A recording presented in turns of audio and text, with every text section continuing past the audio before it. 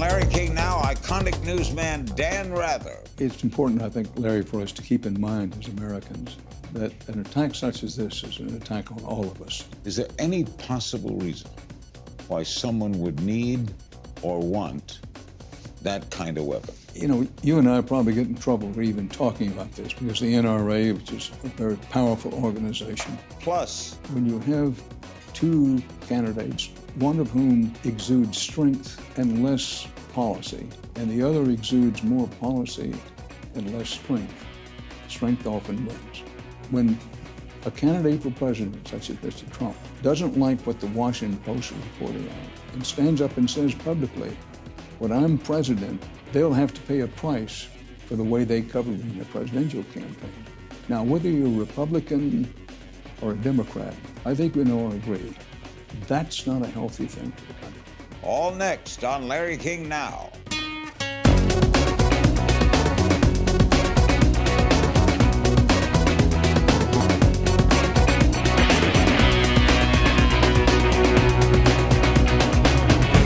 Welcome to Larry King Now. We're in New York City, the place of my birth. And my special guest, a good friend and one of the great journalists, Dan Rather. Best-selling author. His latest book is titled Lessons from the Field. It's a pamphlet book. Everything I learned about life, I learned from reporting. It's available at www.mindbodynetwork.com, and all proceeds go to the Committee to Protect Journalism and journalists, rather, and we'll get to that in our next segment. What are your views about Orlando? I don't have to say anything more than that, do I? Well, first of all, your heart goes out to the families who lost people, either killed or maimed.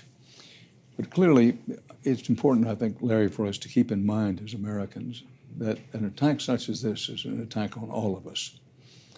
And that's the way I view it. There's been a hole in my heart, and I'd be surprised if nearly every American didn't feel the same way. But unfortunately, we can expect more of this, not less, as time goes along. And, you know, the late Ed Murrow, one of my journalistic heroes, had a great word during World War II. His favorite word was steady, steady. And I do think it's time for us to be steady, calm, but also asking ourselves, well, where do we go from here? What needs to be done? What extra steps can we take? What do we learn from this? It's an important time for the country. We know the NRA is opposed to anything because they feel once you start, they're going to take away the guns. But right. Is there any possible reason why someone would need or want that kind of weapon? Well, you know, you and I probably get in trouble for even talking about this because the NRA, which is a very powerful organization, doesn't like anybody really to talk about it. But, you know, I grew up in Texas. I grew up in a gun culture. I know about guns. I'm not an expert on guns, but I know about guns. And I refuse to believe, Larry, that we can't find some common ground. Look, you're not going to eliminate guns in this country. There's no way you're going to do that. What you can do is use common sense. And I refuse to believe that the NRA membership, the rank and file membership, the leadership might be something else, wouldn't agree that we can say, look, we disagree about 100 things about guns. But where are there one or two things that we can find common ground and agree on? And I'll give you an example.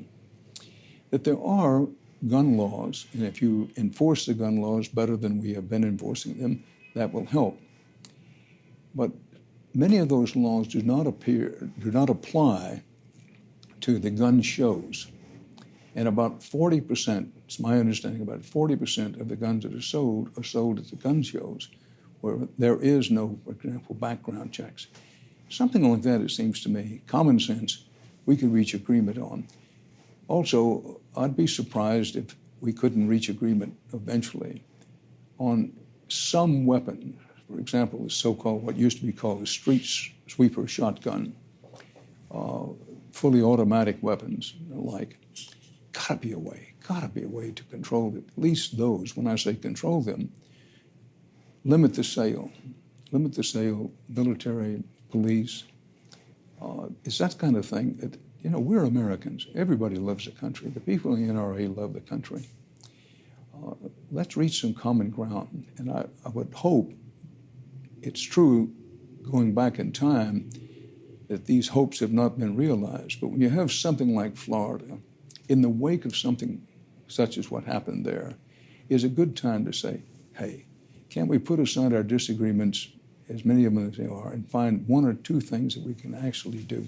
You would think. You wrote on Facebook, I felt a shudder down my spine watching Donald Trump's fusillade against the press. This is not a moment to be trifled with. Were you shocked? Yes. I paused only because, you know, I, like you, I've known Donald Trump a long time. And at one time, we got along pretty well. I eventually did a story he didn't like, and that pretty much split it. I respect Donald Trump in many ways. He's done a wonderful job with his family. I think one of the ways you judge a man's character and his being is to look at his family. He's done a very good job with his children and his family. But what prompted me to do that was when he began to ridicule individual press people for things such as one person who was trying to question him was physically challenged, and to ridicule that person and to attack individual press members on a personal level, and also to talk about how when he becomes president, if he becomes president, how he, Donald Trump, would punish such institutions as the Washington Post for how they covered the president. This is not the American way. This is outrageous. Now, you know, I've dedicated my life trying to be an honest broker of information, play no favorites, pull no punches. But when he attacks the press in the way he did, and particularly those personal attacks on the press, I thought it was time to speak up. Does Orlando help him? I think it does. I'm sorry to say, I think it does. You've asked me for my opinion, so I give you my opinion. I think it does because with people who already like him or are inclined to consider voting for him would say, we can't keep going on this way. I'll put this in quotation marks. And we do need to change. And Donald Trump, he exudes strength. Now, I know there are people watching, listening, and say, what do you mean strength? This guy says outrageous things and he says vacuous things. But he's a big man physically, has a big voice. He tends to command any landscape that he occupies. He exudes a sense of strength. My experience in covering politics, when you have two candidates, one of whom exudes strength and less policy, and the other exudes more policy and less strength, strength often wins. More with Dan right after the break. Hillary. There are a lot of people saying, well, what if something happens to her? What if an indictment? Joe Biden, the Democratic Party can do what it wishes. It's a private convention. We just happen to go there. Right. The Democratic Party could change its rules if something happens with her and nominate Biden. Well, Larry, you and I have spent enough time around politics that we know overnight's a long time in politics. A week is forever. And we're talking about a convention that doesn't happen until late July and an election doesn't happen in November. Could any of these things that you just said happen? Yes, they could happen. I do not expect Hillary Clinton to get indicted, but no one should be surprised if she's indicted, at least for a misdemeanor, if you will. A lot of things can happen. Health issues come into play. It could happen with the Republicans. You know, we call Donald Trump the presumptive nominee. There certainly is a possibility that the Republican convention would just say, listen, they could change their own rules. We change their own rules. And with the Democrats, same thing happened. But, you know, the good book says the race is not always to the swift, nor the battle to the strong, but that is the way to bet it. So, and the way to bet this, it looks like Donald Trump will be the Republican nominee and Hillary Clinton be the Democratic nominee. But as a reporter, you always keep your antenna out for some of these other possibilities, because what we least expect often occurs. And your antenna has always been out.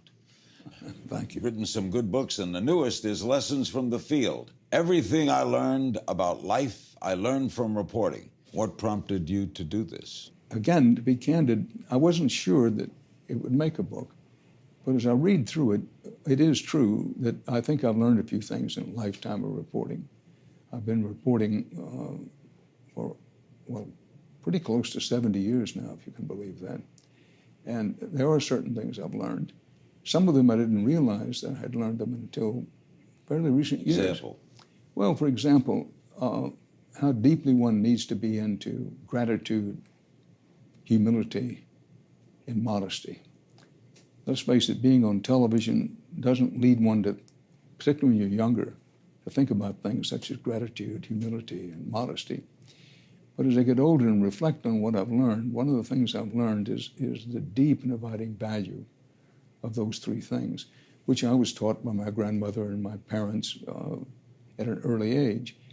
But television, as you know, Larry, when you perform on television, it's providing a kind of NASA-grade rocket fuel for the ego. Sure. And if you're not very, very careful, you become narcissistic. And it's all we've about, seen it happen to some people. We've seen it happen, and look, you're not my confessor, but sometimes I fell into that trap myself. So you asked for an example of the kind of things that I've learned. Also, some of the sayings that were popular in my family, my mother was fond of saying, about yesterday, no tears, about tomorrow, no fears, which is a way of saying, deal with what's in front of you today. Don't try to put yesterday behind you. That's, as Willie Nelson sings, yesterday is dead and gone. And don't be focusing too much on tomorrow or what's ahead. Take each sweet day as it comes. Now, you and I at our stage, you're much younger than I am. Oh, much. But, it's true. Any day I wake up and I'm not looking at dirt, it's a great day. Coming up, is journalistic integrity on the decline? Dan's thoughts when we come back. We're back with Dan Rather, a journalist. Everything I learned about life, I learned from reporting. So well said. Speaking about journalism, you learned all you did about life from journalism.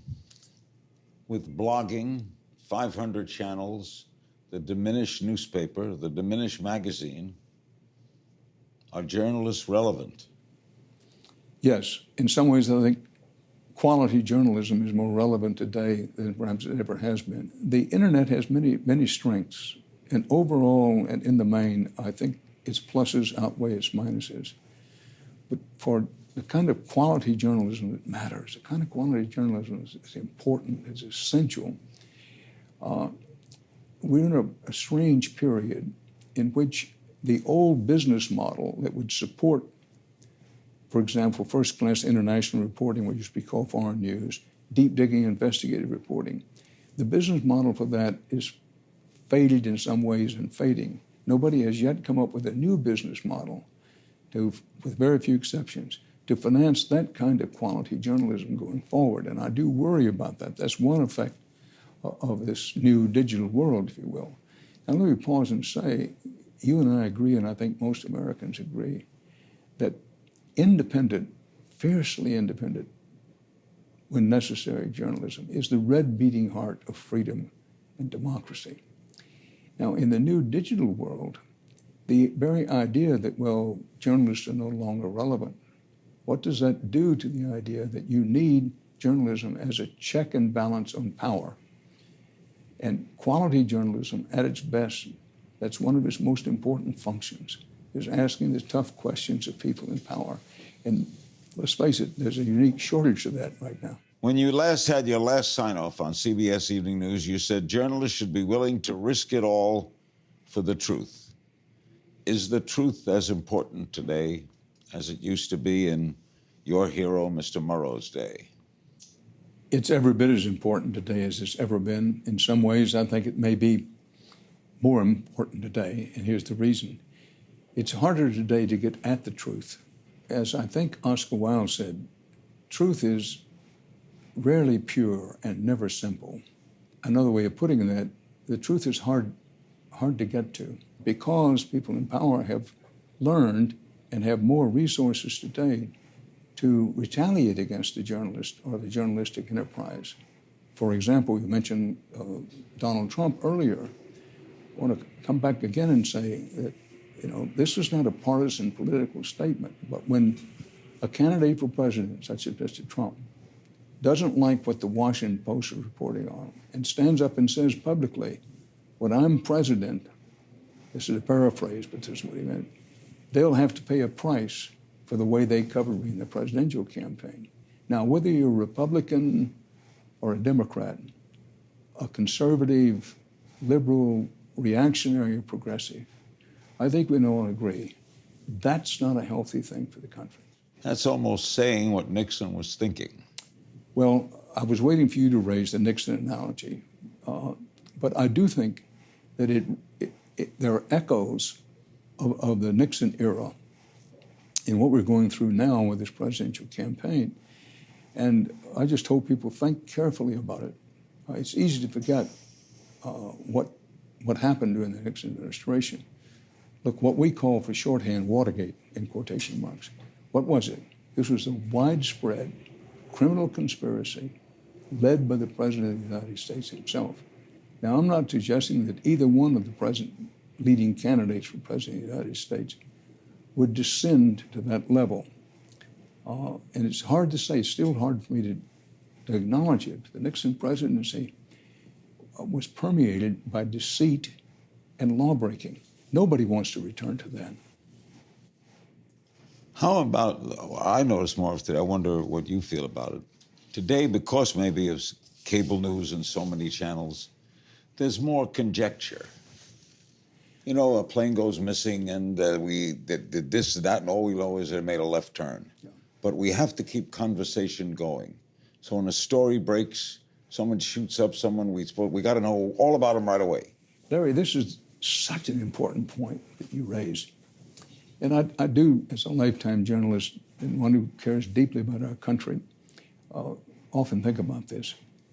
We have moved from a period where newspapers came out every day, or the radio broadcasts were 2 or 3 times a day, newscasts were 2 or 3 times a day. With the advent of cable and satellite television and the development of CNN and all news networks, we moved to a period where there was a deadline constantly, a deadline every hour.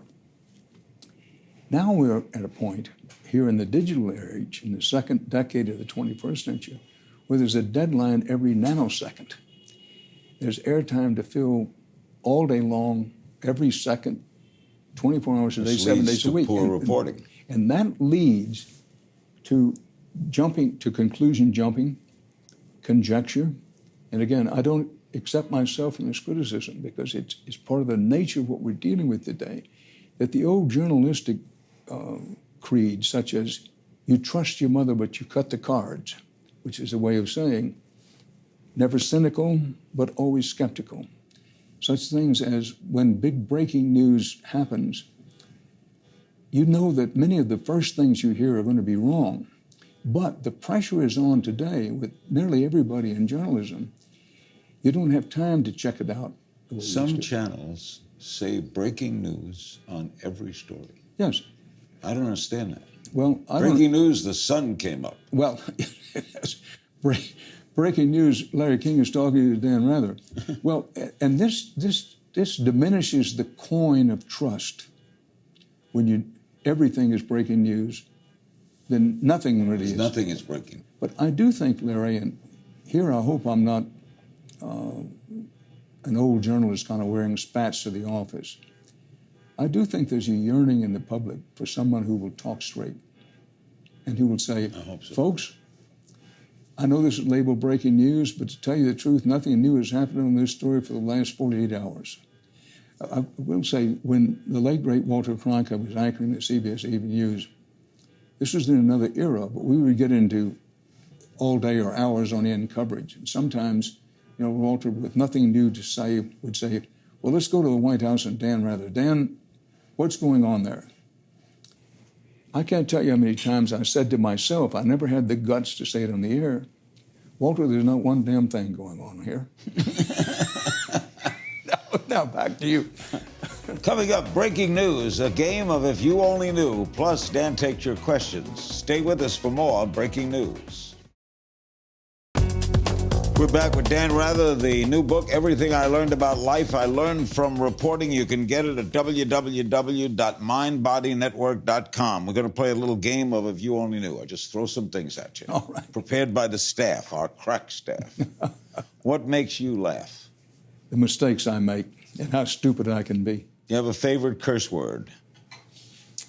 Yes. I don't hear you use it much, though. Well, I was taught not to curse, but as with many other things, I didn't always take to the teaching. I would say, damn it, is probably used more often than anything else. What makes you angry? Intolerance. Me too. Music we'd be surprised you listen to? Sousa marches. I like Sousa marches. Sousa's Semper Fidelis is my favorite all-time march, and the second movement of Semper Fidelis always moves me for reasons too complicated to go into. Story you're proud of? I'm pausing only because, look, I've been very lucky and blessed and have a lot of stories. I would say our coverage of Watergate and those crimes. Most memorable experience in the field? Walking into and out of Afghanistan just after the Russians had invaded in late 1979 and early 80. You wore disguise, right? Yes. Had to stay alive. Story you wish you'd reported on? I have been to North Korea, but it's an underreported story what's happened in North Korea. So I'd say on a long list of places I wish I'd been in, stories I'd covered, that'd be one. Biggest regret? Not spending more time with my children when they were very young. Me too. If you weren't a journalist, what do you think you'd be? Probably an assistant football coach. Who would you like to trade places with for a day? What a good question. Larry King. Good choice. I'll be you. Secret talent? Secret talent. Well, I'm almost bereft of any real talent, so that's a challenge. The talent is you have no talent. No talent. I would say I can sing certain country music songs reasonably well, cowboy songs. Something on your bucket list? I'd like to interview the present Pope. Me too. Oh, yeah. Yeah. If you could travel, time travel, would you go back or forward? Forward. Always forward. Full throttle forward. Well, a couple of questions from viewers. Corey Anderson on the Larry King Now blog. Given the rise in social media, is it better to be first or to be right? Always better to be right. But the urge is to be first, right? Well, look, let's don't kid one another. As a journalist, you learn early that accuracy and speed are shoulder to shoulder. But the question was, if you have to pick one, always accuracy. At KJM1016 on Twitter, what was the most difficult story you ever had to report?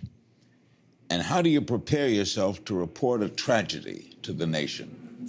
Well, certainly 9/11 was among the most difficult stories I've ever had to report. And there's no one thing or any short list of things. I think the more experience you have, the better chance you have of when the pressure's on, when it's legitimate big breaking news and a big tragedy. I can remember stepping up to the anchored chair at CBS at the time of 9/11 and saying to myself, yes, I did pray a little, God let me be at or near my best today. But I did say to myself, because I was, like most people, shaken by what was happening, but saying a version of, I've trained all my life to do this. I know how to do this. So step up and deliver. One reason I'm proud to be a journalist is it's in your field. Thank you, Larry. Thanks to my guest, the incomparable Dan Rather. Be sure to check out his new ebook, Lessons from the Field, Everything I Learned About Life I Learned from Reporting. It can be found at www.mindbodynetwork.com. And go to newsandgutsmedia.com for the latest on Dan's reporting. And you can find me on Twitter at King's Things. And from New York, I'll see you next time.